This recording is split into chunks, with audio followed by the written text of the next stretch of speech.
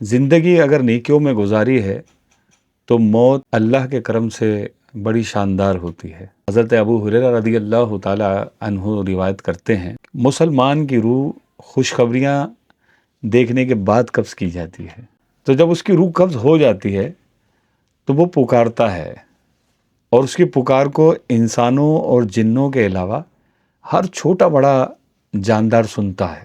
وہ کہتا ہے مجھے ارحم الراحمین کے پاس جلدی سے لے چلو۔ تو جب اس کو غسل دینے کے لیے تختہ غسل پر لٹایا جاتا ہے تو وہ غسل دینے والے سے کہتا ہے تم دیر کیوں کرتے ہو، چلتے کیوں نہیں ہو؟ پھر جب اس کو قبر میں رکھ دیا جاتا ہے تو اس کی قبر کو پھول اور مشک سے بھر دیا جاتا ہے، تو اس وقت وہ کہتا ہے کہ اے میرے رب مجھے آگے یعنی جنت میں جانے دے۔ اس سے کہا جاتا ہے کہ تمہارے بھائی بہن ابھی یہاں نہیں پہنچے ہیں، ابھی تم سکون کی نیند سو جاؤ۔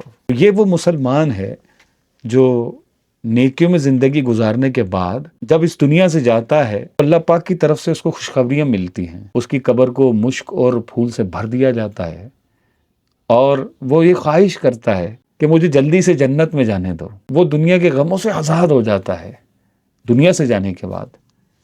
ہمیں لگ رہا ہوتا ہے کہ ہمارا جانے والا ہمیں چھوڑ کر چلا گیا، ہمیں غم ہو رہا ہوتا ہے، ہم تکلیف میں ہوتے ہیں، غم زدہ ہوتے ہیں، ہمیں کچھ اچھا نہیں لگ رہا ہوتا، نہ ہمیں پانی اچھا لگ رہا ہوتا ہے، نہ ہمیں کھانا اچھا لگ رہا ہوتا ہے، لیکن ہمارا پیارا کس قدر خوشی میں ہوتا ہے، کس قدر سکون میں ہوتا ہے، جنت میں جانے کے لیے کس قدر جلد بازی میں ہوتا ہے کہ بس کسی طرح مجھے جنت میں جانے دیا جائے۔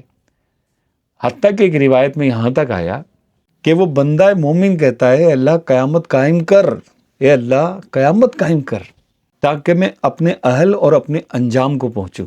تو یہ چاہتا ہے کہ میں بس کسی طرح قیامت قائم ہو اور اپنے رشتہ داروں سے ملوں۔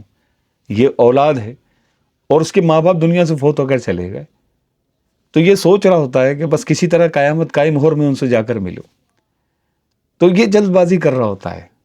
ہم یہ چاہ رہے ہوتے ہیں کہ دنیا میں رہتا، ہمارے ساتھ رہتا، جبکہ یہ جانے والا یہ سوچ رہا ہوتا ہے کہ بس کسی طرح جلدی سے قیامت قائم ہو، میدان محشر سجے اور حساب ہو، اور بس کسی طرح جنت میں داخلہ ہمیں نصیب ہو جائے، بس جلدی سے جنت میں ٹھکانہ ملے تاکہ ہم اپنے اہل و عیال کے ساتھ رہ سکیں وہاں۔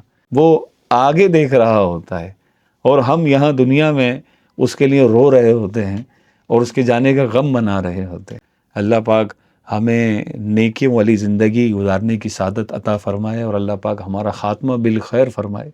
خاتمہ بالخیر ہوگا تو انشاءاللہ تبارک و تعالی اس طرح کی خوشخبری ہمیں بھی دیکھنا نصیب ہوں گی۔